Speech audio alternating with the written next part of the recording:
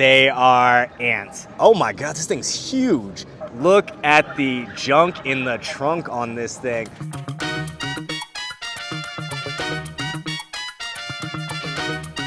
Hello, hello, and welcome back to yet another adventure. Today we are in the beautiful city of Bogota, Colombia, and today Alex the Foodie is making his return yet again. That is right, that means today is an adventure all about food. I am absolutely starving, so let's go to our first stop, which is located right here behind me, and what we're gonna try are what's called fritangas. So first one's up, we have the arepa de huevo, which is the egg arepa. The interesting thing about arepas here in Colombia is that you can have them stuffed. There is a million types of arepas. In fact, some people joke that this is the land of arepas, that it is the essence of life here in Colombia. Literally, I kid you not, it's eaten for breakfast, lunch, dinner. There is absolutely no wrong time to eat an arepa. It is literally probably the most popular food here in Colombia. All right, let's give it a taste. You guys, now I can see why this is so popular. It's so simple, but it's absolutely delicious. Oh my gosh, and honestly, to my shock, this thing actually has meat in it too. They actually have the egg, so it's not like a scrambled egg. It's like maybe like a kind of well done egg. The flavors mix perfectly. The meat, the egg, the arepa, everything goes together well, and I can see why this is literally the most popular food in the country. So up next, we have the empanada. Let's give it a try. This one's good. I would say the chicken is really good, just like the arepa, very simple. Ooh, and check this out right here. So we have all these different types of salsas. We're gonna throw a little bit of the spicy one on there, and let's see if it gives it a kick.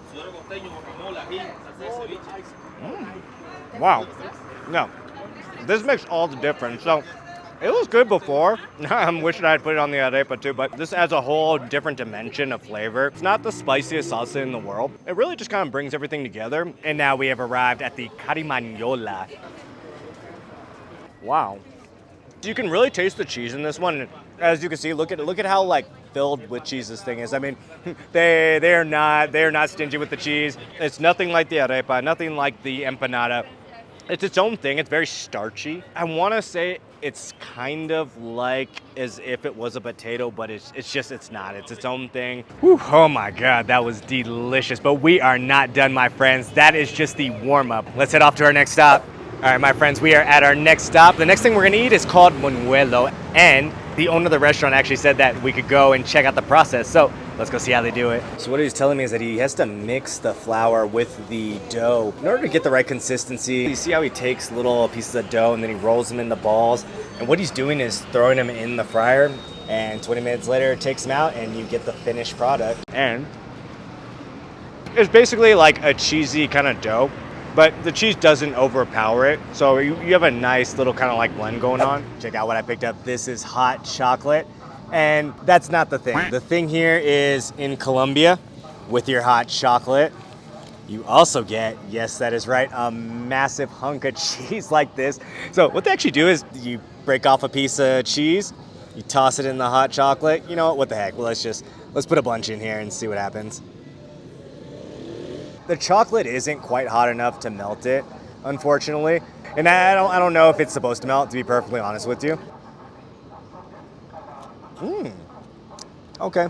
I mean, basically, it tastes just like hot chocolate. You actually don't really taste the cheese in there. The reason behind why they put cheese in the hot chocolate, they were telling me that this all started with farmers, and sometimes their meals didn't really cut it in terms of getting them all the protein for their diet. Because they generally had a lot of cheese, what they would do is they would throw it in their hot chocolate as well as in their coffee. And I have another thing I want to show you guys. They're called hormigas culonas, which is basically big-bootied ants. And the reason why they're called that is because look at the booties on these things. And the interesting thing is they told me that these things are supposed to be an aphrodisiac. Now, I'm assuming it's because of their rear end, but nevertheless, we're gonna give it a try and we're gonna see how they are. Oh my God, this thing's huge. I thought this was two of them, honestly. I did not think this was one. Look at the junk in the trunk on this thing. It's time to try it. I'm not gonna lie, I was expecting it to be juicy when you bite in, but it's crispy. It's almost like popcorn. It doesn't really taste like anything. All right, my friends, this is our last stop of the day. We're in the famous Septima. You have a bunch of different vendors of a bunch of different things.